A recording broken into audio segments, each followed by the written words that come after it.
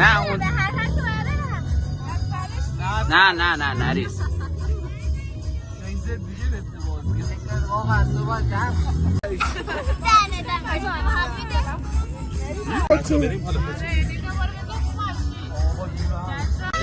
مومیه یه 4 ساختن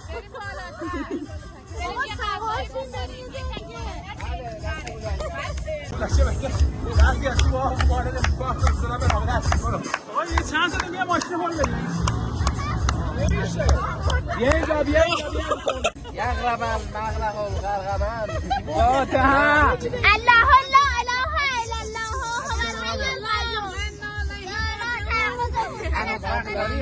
چه جور آدمی بود؟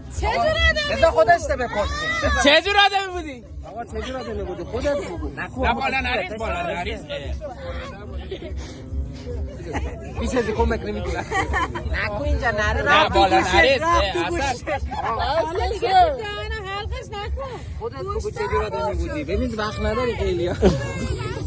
دم باستم داره حالا هم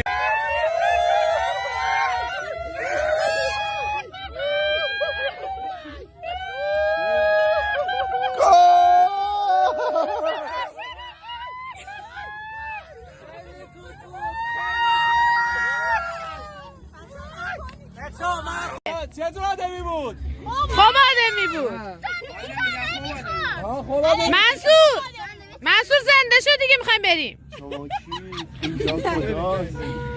میگه من قرار بود برگشتم به این دنیا تو تایلند باشه آقایو مرحوم وصیت کردن تمومی مال اموال برسید بخونیم مرحوم گفت